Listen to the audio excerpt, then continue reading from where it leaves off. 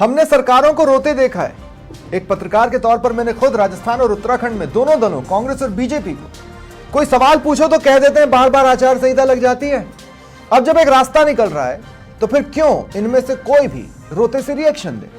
प्रश्न सिर्फ यह है और साथ में एक डर है। नमस्कार, आप देख रहे हैं प्रश्नकाल, आपके साथ मैं हूं स्वप्न। एक सच्ची बात बताता हूं। एक राज्य के सीएम साहब बहुत बीमार थे। राज्य था आंध्र प्रदेश और सीएम कौन थे वो आप खुद समझ जाएंगे। विदेश में ट्रीटमेंट ले रहे थे।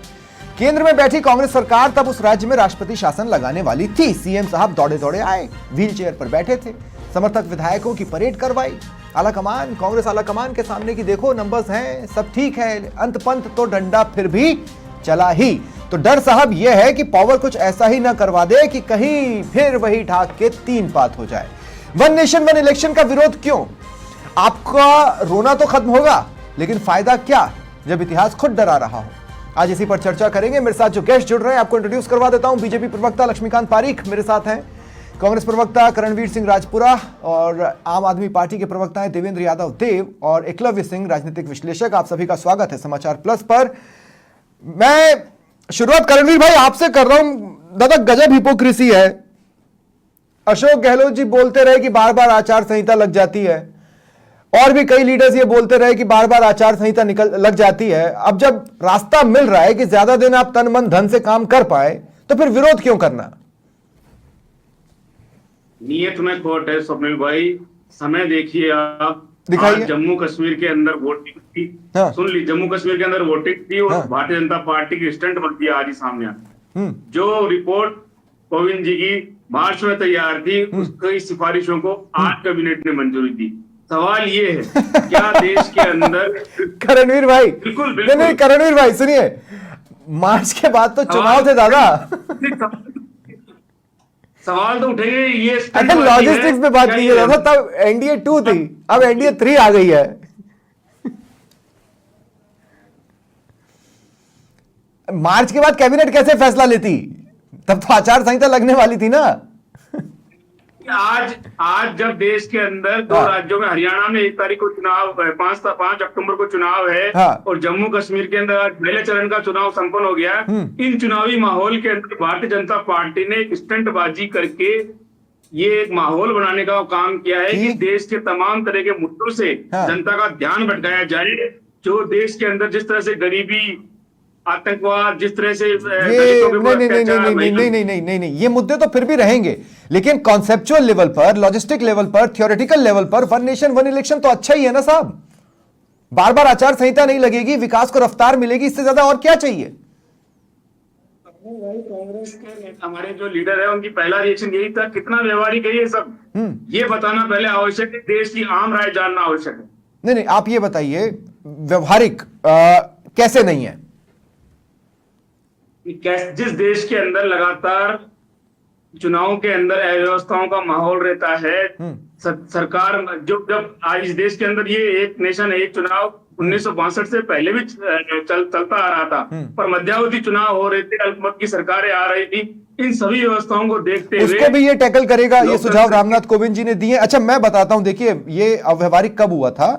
60 के दशक में अंत का समय था, और मेरे ख्याल से पहला ऐसा चुनाव आजाद भारत में हुआ था जिसमें सीटें कम हुई थी कांग्रेस की, और उसके बाद फिर ये धड़ाधड़ राज्यों में सरकारों का गिरना चालू हुआ था या गिराना चालू हुआ था। अव्यवहारिक तो वो था ना। अब वापस उसको अगर व्यवहार में लाया जाए तो उसमें दिक्कत कहां है? दिक्कत है ना सर, नियत। मैंने आपको पहले कहा, जो सरकार की नियत किस तरह की नियत है, क्या क्षेत्रीय दलों से बातचीत की गई? क्या बिल्कुल की गई। अरे रामनाथ कोविंद की कमेटी ने खुद 65 दलों से बात की है। 65 दलों से बात की है रामनाथ कोविंद की कमेटी ने, जिस पर आज प्रस्ताव बना है। 20 दलों ने असहमति भी जताई है। उनके असहमति को क्या स्थान दिया गया है? 32 ने हाँ कहा है, 15 ने नहीं कहा है, और 15 ने कुछ नहीं कहा है। आम राय बनना आवश्यक था। और आप समय भी देखिए ना, आपकी समय आप लेके आए। ये तो किसी भी समय लाएंगे, समय ही देख रहे होंगे हम। टाइमिंग तो ये तब भी टाइमिंग ही होगी ना करणवीर भाई। लेकिन ठीक है, मैं लक्ष्मीकांत जी, मैं आपसे एक बात पूछता हूं। कई बार हमें भी लगता है कि चुनाव आयोग कैसे करेगा। जैसे मैं आपको बता दूं कि अभी हरियाणा और जम्मू कश्मीर में चुनाव हो रहे हैं, साथ में झारखंड और महाराष्ट्र भी हो सकते थे, पर चुनाव आयोग ने डिसाइड किया कि नहीं, है ना। अब अब आयोग क्या देख रहा है क्या नहीं देख रहा है वो तो मैं बाद में बताऊंगा, लेकिन वो उसी चश्मे से देखने लगेगा जिस चश्मे से एनडीए देख रहा है, ये कैसे पॉसिबल है? इस सब पहले तो आपको मैं आज जिस फैसले पर कैबिनेट ने मोहर लगाई है, मैं पूर्व राष्ट्रपति आदरणीय रामनाथ कोविंद जी की अध्यक्षता में जो कमेटी गठित हुई उस कमेटी को साधुवाद दूंगा, आज के कैबिनेट के फैसले को साधुवाद दूंगा और देश के प्रधानमंत्री नरेंद्र मोदी को साधुवाद दूंगा। ठीक है, कि इस दिशा में एक नई पहल उन्होंने करने का प्रयास किया और इस सुखद पहल करने का प्रयास किया। मैं समझता हूँ संपूर्ण विपक्ष को, माननीय सूरजपुरा साहब जिस प्रकार से टाइमिंग को लेकर प्रश्न खड़ा कर रहे थे, यहीं से उनकी बात का जवाब शुरू होता है। आज वो किस बात को टाइमिंग को लेकर जवाब शुरू किया कि जम्मू कश्मीर और हरियाणा के चुनाव है, अगले महीने करते तो कहते महाराष्ट्र के चुनाव है, उसके अगले महीने जाते फिर झारखंड के चुनाव है। सवाल ये नहीं है, इस श्रृंखला को रोकने के लिए वन नेशन वन इलेक्शन की आवश्यकता है। पारिक साहब सवाल ये नहीं है, मैं कह रहा हूं कि चुनाव आयोग हरियाणा और जम्मू कश्मीर के साथ महाराष्ट्र और झारखंड भी देख सकता था, सोच सकता था, समझ सकता था, लेकिन उसने नहीं सोचा। देखिए ये विषय, देखिए सब चीजें कानून के पहलू पर शुरू होती है। कानून के पहलू इस बात को इंगित आज नहीं करता कि वन नेशन वन इलेक्शन हो। जिस दिन ये सब चीज कानून के अंदर सूत्र में प्रो दी जाएगी उस दिन निश्चित मान के चलिए वन नेशन वन इलेक्शन शुरू होगा। हमें कांग्रेस के मित्र जिस प्रकार से कह रहे थे, मैं बार बार कहता हूं कि इससे इस देश को फायदा होगा, इस देश की आम जनता को फायदा होगा, इस देश के संस्थाओं को फायदा होगा, इस देश का आर्थिक विकास, प्रगति, उन्नत। आप कैसे कराएंगे ये सारी चीजें आप बता रहे हैं। चुनाव आयोग ने जो आपत्तियां दी थी कोविंद कमेटी को, वो भी मैं आपको बताता हूं कि साहब हमें 3 गुना ईवीएम और लगेंगी। बिल्कुल, मान लीजिए 60 लाख के आसपास, 60 से 80 लाख के आसपास। हमें 3 गुना वीवीपैट और लगेंगी, यही मान लीजिए 60 लाख के आसपास। सिक्योरिटी भी और लगेगी, हमें स्टाफ भी और लगेगा, और फिर उसको इतने समय के लिए एंगेज रख के 100 दिन के बाद दोबारा शहरी निकाय के लिए डालना पड़ेगा। अच्छा, जैसे ही आपने कहा कि 100 दिन के बाद शहरी निकाय, वो तो वन नेशन वन इलेक्शन रह ही नहीं गया, वो एक सेपरेट इलेक्शन हो गया, है ना। तो कॉन्सेप्चुअल लेवल पर ये complete one nation one election भी नहीं है जो आप दे रहे हैं। देखिए, स्थानीय निकाय पंचायत चुनाव राजस्थान ने दिशा पहल की और राजस्थान ने तय किया कि इस बार पंचायत और निकाय चुनाव एक साथ होंगे। लेकिन ये आप मैं एक फहरिस्त बताता हूँ, 1950 का चुनाव अब होंगे शहरी निकाय, अब राजस्थान में होंगे या रोका जाएगा? अभी नहीं, अभी रोके जाएंगे। जो 25 वाले चुनाव सब साथ होंगे। हाँ। ये तो क्या मानिए खन्ना साहब ने और मुख्यमंत्री जी ने भी कहा। नहीं, आप मेरी बात ही नहीं समझे। मैं ये कह रहा हूँ फिर 25 में क्यों होंगे? अब तो उसी दिशा में बढ़ना है। अब जो होंगे 29 में होंगे। अभी वो विषय कब होगा, क्योंकि उसके लिए 2-3 चीजें हैं। देखिए, आर्टिकल ये मैं आपको बता दूं, आर्टिकल 83, आर्टिकल 72, आर्टिकल 56, तीनों में अमेंडमेंट करना होगा। और तीनों अमेंडमेंट के साथ हमको बाकी विधानसभाओं में जाना होगा। विधानसभाओं के साथ साथ मैं समझता हूँ कि संपूर्ण नंबर्स लगेंगे दादा। संविधान में बिना बदले तो पॉसिबल ही नहीं है। इससे ज्यादा आज मैं आपको कह रहा हूँ बिना संशोधन के पॉसिबल ही नहीं है। मैं एक बार करणवीर सिंह जी के पास जा रहा हूँ। मैं एक बार करणवीर सिंह जी के पास जा रहा हूँ और उसके बाद मैं तुरंत लौटूंगा। करणवीर भाई, मैं सिंपली मैं ये कह रहा हूँ कि वन स्टेट वन इलेक्शन का भी आप विरोध कर रहे हैं, वन नेशन वन इलेक्शन का भी आप विरोध कर रहे हैं, और दूसरा जो अव्यवहारिक शब्द का आप इस्तेमाल कर रहे हैं उस अव्यवहारिक को एक्सप्लेन नहीं कर रहे हैं। क्योंकि जब तक आप अव्यवहारिक के पहलुओं को बताएंगे नहीं, हम समझेंगे कैसे कि यह अव्यवहारिक है। तो अपने जी 5 निगम, 28 नगर पालिका और 16 नगर परिषद के चुनाव टाल दिए, कार्यवाहक प्रशासक और लगाने की तैयारियां हैं। जब प्रदेश के अंदर पंचायत राज निकाय के चुनाव में समय पे चुनाव नहीं हो पा रहे, तो क्या आप देखते हैं कि पूरे देश के अंदर ये व्यवहारिक रूप से हो पाएंगे? अरे किसी दिन तो होंगे ना, उस दिशा में बढ़ना तो चालू कर रहे हैं ना करणवीर भाई। मैं अभी भी देखिए, आप अभी भी अव्यवहारिकता को एक्सप्लेन नहीं कर रहे हैं, आप सिर्फ डेमोग्राफी बता रहे हैं, है ना। मैं एक बार अब आम आदमी पार्टी के प्रवक्ता भी हैं देवेंद्र यादव देव, उनको भी शामिल करना चाहता हूं। देवेंद्र, आम आदमी पार्टी ने तो चुनाव कोविंद कमेटी में भी जाके बोल दिया था कि हम इसके पक्ष में नहीं है। मैं कह रहा हूं क्यों पक्ष में नहीं है? देखिए सुनील भाई, सीधी सी बात है, कुछ चीजें जब व्यवहारिक हो जाती हैं, जब उनका कोई लॉजिक नहीं होता है तो वो गलत होती है, जुमलेबाजी होती है।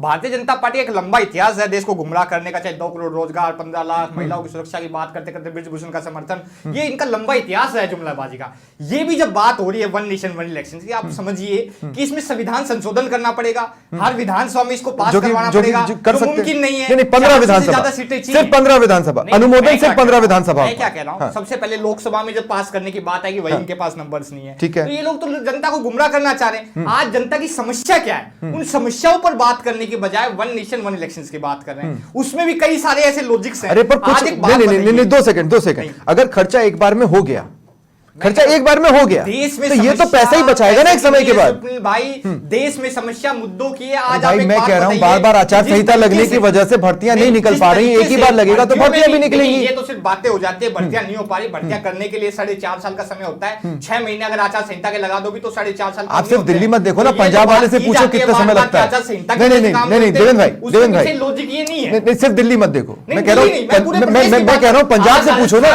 आप अपने पंजाब वाले से तो पूछो कितनी बार आचार संहिता लग रही है। राजस्थान की बात, राजस्थान में कोई आचार संहिता नहीं है, ये निकाले भर्तियां निकालना चाहे तो भर्तियां नहीं निकाल लेना। मुद्दा ये है सुप्रील भाई कि ये चीजें व्यवहारिक है, लॉजिकल नहीं है। अरे अव्यवहारिक फिर बताइए, अव्यवहारिक शब्द से कुछ नहीं होगा, अव्यवहारिक को एक्सप्लेन करो। मैं बता रहा हूं कैसे। आप एक बात बताइए, आज मान लीजिए ठीक है इनको कई सारी विधानसभा भंग करनी पड़ेगी अगर एक साथ चुनाव कराने तो, और मान लीजिए किसी राज्य की भंग करनी पड़े, 1 साल का एक्सटेंशन दिया जा सकता है। पार्टियों तो एक लंबा इतिहास है, संविधान के हिसाब से 1 साल का एक्सटेंशन दिया जा सकता है। मैं बता रहा हूं भारतीय जनता पार्टी का लंबा इतिहास है सरकार को गिराने का, खरीद फरोख्त करके। तो अगर कांग्रेस का भी है, तो क्या ये कांग्रेस का भी है, प्रदेश में कांग्रेस का भी तो है, राष्ट्रपति शासन लगाना चाहते हैं। अरे पर कांग्रेस का भी तो इतिहास है राष्ट्रपति शासन लगाने का। कांग्रेस अपनी गलतियों की सजा भुगत रही है ना, तो आप उसके साथ खड़े हो गए। जनता पार्टी सत्ता में, जो सत्ता में होता है सवाल उससे किए जाते हैं, पर आप उनके साथ खड़े हो ना, इतिहास में जिन्होंने गलतियां की उनके साथ आप खड़े हो ना। मैं क्या कह रहा हूं, आज जिन मुद्दों की जो बात हो रही है उस मुद्दे पे हम बात करें कि आज सत्ता में भारतीय जनता पार्टी है, करेक्ट है, और जो सत्ता में होता है सवाल उससे किए जाते हैं। आज ये लोग लेकर के अगर कांग्रेस भी आज ये चीज लेकर कांग्रेस के खिलाफ होते, कांग्रेस के साथ मुद्दों पर साथ है, ठीक है आधारित साथ नहीं है, कांग्रेस भी गलत करेगी उसका भी विरोध किया जाएगा। ठीक है, अब मैं एकलव्य आपके पास आ रहा हूं, ठीक है। ये बात तो बिल्कुल फैक्ट है कि बिना संशोधन के पॉसिबल नहीं है, लेकिन अब देखिए टीडीपी पत्ते नहीं खोले अभी तक, जेडीयू ने खोल दिए लेकिन टीडीपी ने अभी तक नहीं खोले। अब आप देखिए 2025 में बिहार में चुनाव होना है, 2026 में असम, बंगाल, तमिलनाडु, पुडुचेरी, केरल और शायद अगर एक आध बच रहा होगा तो 2027 में गोवा है, गुजरात है, यूपी, उत्तराखंड है, हिमाचल है, ठीक वैसे ही 28 में कर्नाटक वगैरह है और फिर लोकसभा चुनाव आएंगे। इन सबको साइमल्टेनियसली एक साथ लाना बिना संविधान में संशोधन के पॉसिबल नहीं है। अब संविधान कितना देता है मौका ये करने का, ये देखने वाली बात है। देखिए स्वप्निल जी, सबसे पहले आपको एक बात बताऊं कि जो ये सारे एस्पेक्ट्स हैं जिनको साथ में लाना है, कब कराने हैं, किसको कितना कार्यकाल मिल पाएगा। फॉर एग्जाम्पल 2027 में यूपी का चुनाव होगा तो 2029 तक उसका लगभग करीब आधा कार्यकाल ही हो पाएगा। तो ये सारी चीजें जो है ये एक कंसेंसस बनाने का मैटर है और ये सारी चीजें इस कमेटी ने कंसिडर करा ही होगा। इंपॉर्टेंट ये है स्वप्निल जी कि हमें देखना है कि अभी जो स्थिति है, कुरैशी ने तारीफ की भाई, बिल्कुल अभी जो स्थिति है स्वप्निल जी, उसमें क्या होता है कि एक तो इकोनॉमिक हमने बात करी, लेकिन इकोनॉमिक मेरे हिसाब से जो कमिटी ने, चुनाव आयोग ने जो अभी जो आप चीजें बता रहे थे, जो चीजें ऑर्गेनाइज करनी होंगी, उसमें लगभग वो सब मिला के करीब 10,000 करोड़ रुपए का खर्चा बताया है, which I don't think is a very difficult thing. Cost बचाने के लिए एक बड़ा कॉस्ट हम लगा भी रहे हैं, so that is not the major issue. अब दूसरी चीज क्या होती है कि एक होते हैं मैन पावर रिसोर्सेज।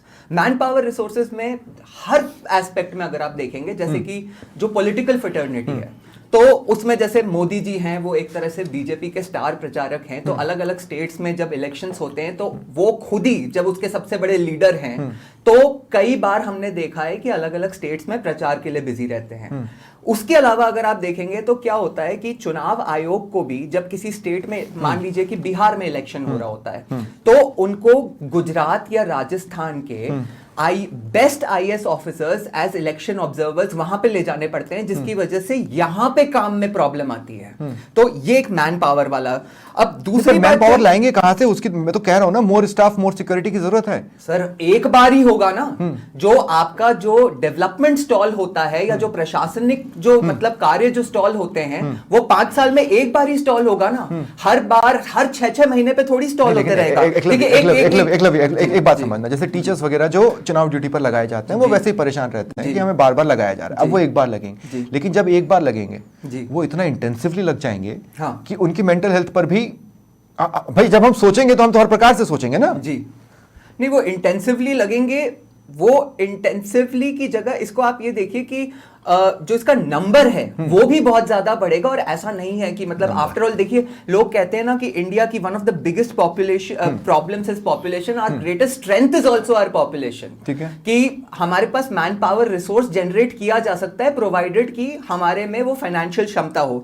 दूसरा एक जो इंपॉर्टेंट बात है सर, वो ये है कि देखिए कई बार क्या होता है ना कि और मोदी जी इस चीज के लिए जाने जाते हैं कि हमेशा अपनी पार्टी का हित या विपक्ष के लिए कोई प्रॉब्लम क्रिएट हो रही है या नहीं हो रही, ये देखने से ज्यादा इंपॉर्टेंट होता है कि देश के लिए ज्यादा क्या इंपॉर्टेंट है। और नहीं, इसी में मैं आपको इसी का एक एग्जांपल दे दूं, फिर आप बेटर काउंटर दे पाएंगे।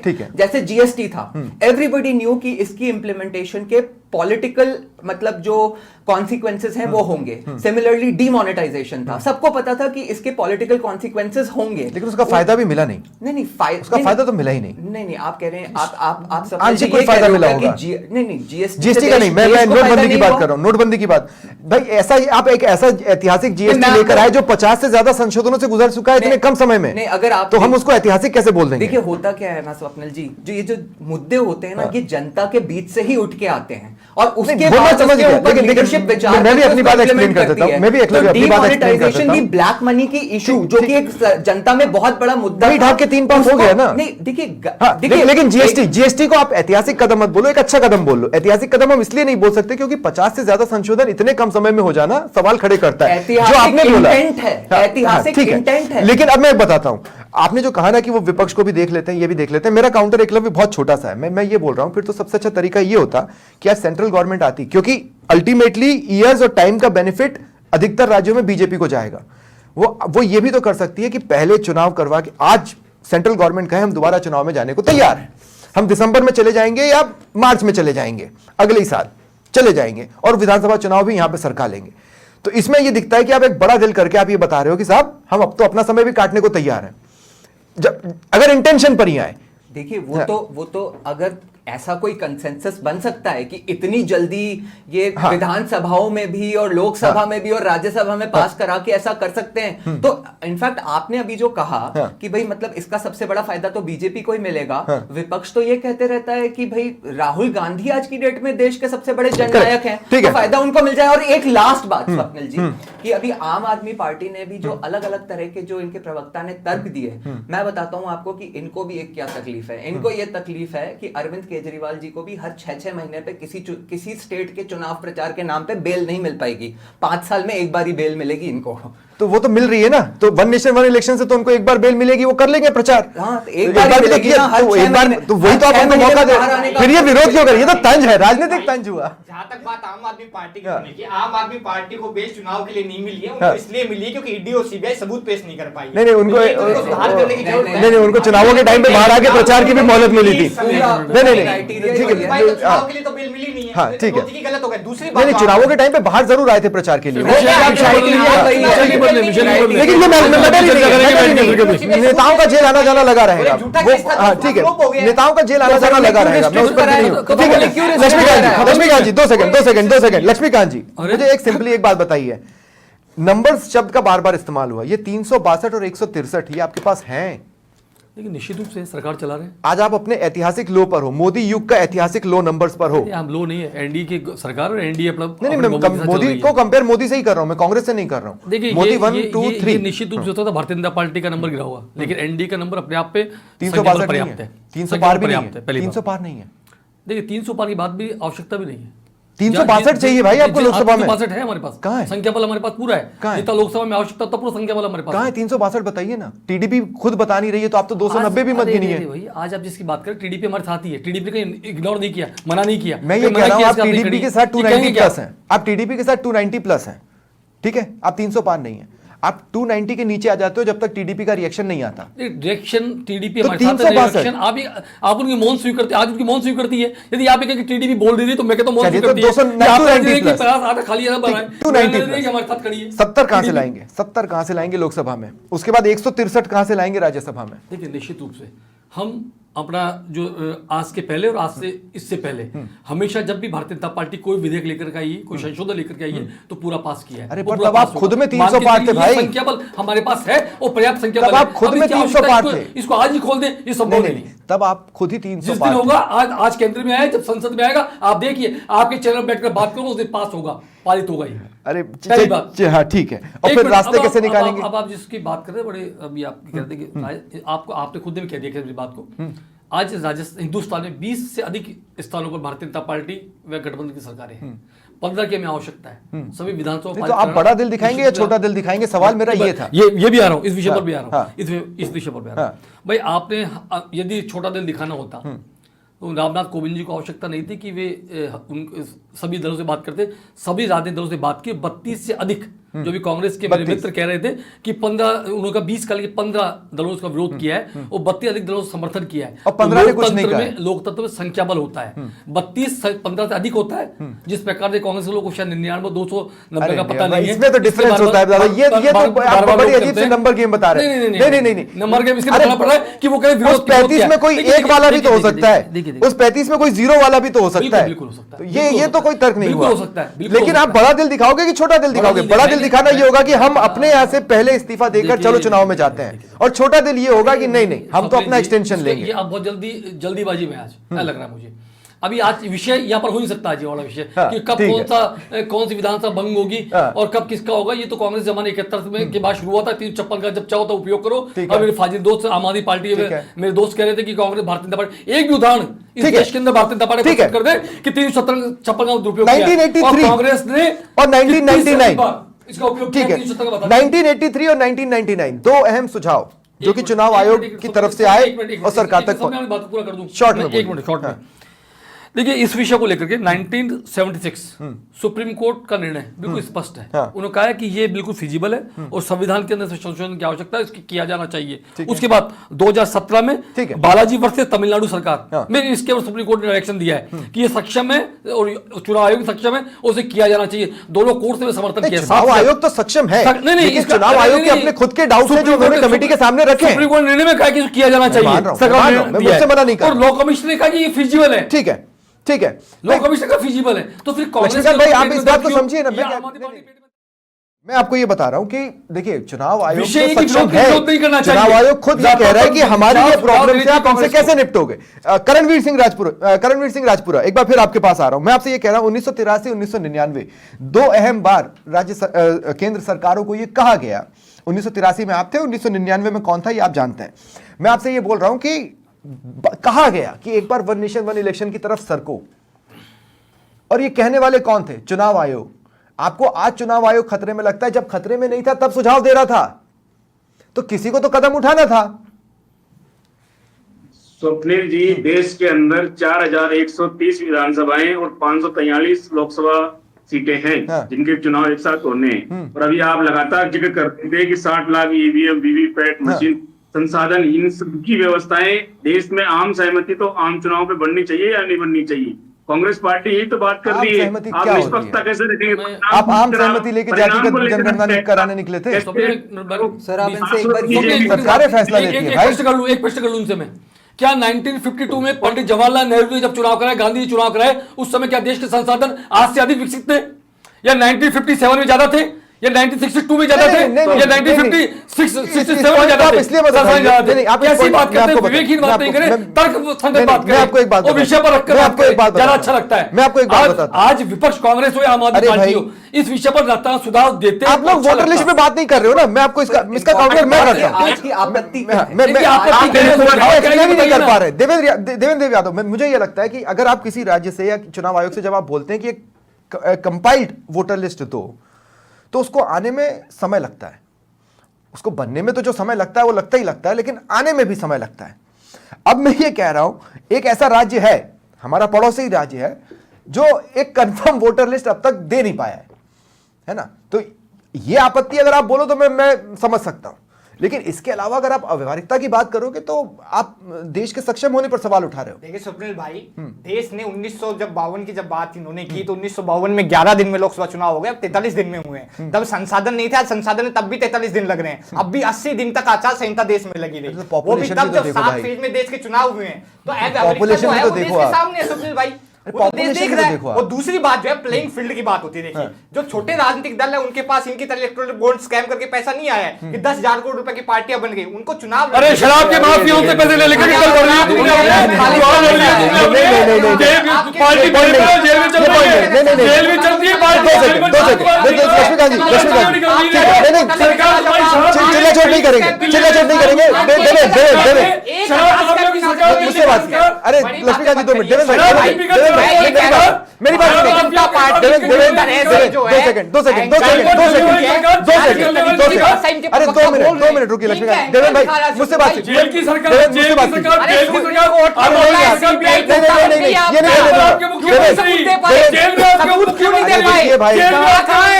सबूत कहाँ है? ठीक है, आरोप लगा सब सबूत छोड़िए। देवेंद्र मुझे एक बात बताइए, देवेंद्र मुझे एक बात बताइए। अब आप 2 मिनट रुकिए, 2 मिनट रुकिए लक्ष्मीकांत।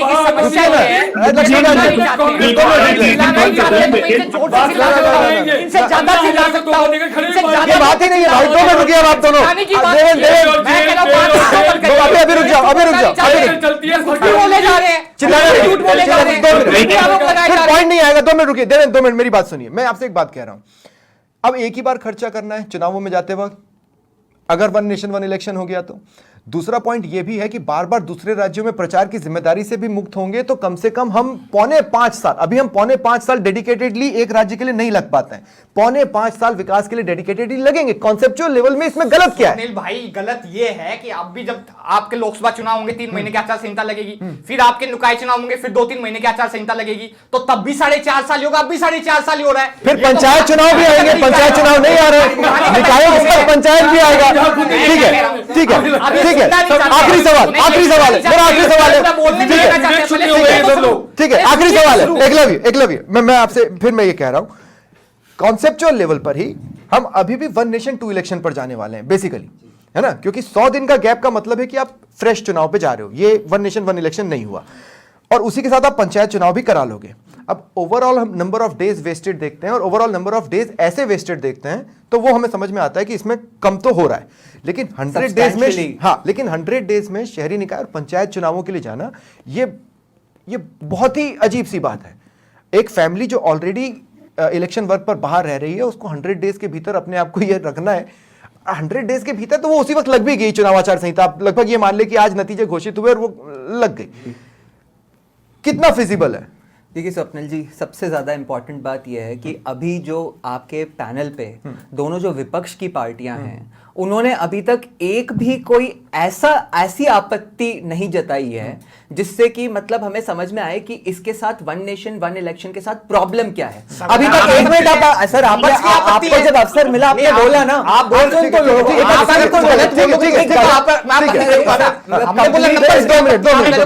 आप बताओ ना क्या आपत्ति है? आपत्ति नंबर्स की है। पहली बात तो आपके पास नंबर्स नहीं है। अरे वो नंबर्स को नंबर अभी नहीं है। थ्योरेटिकली इसमें क्या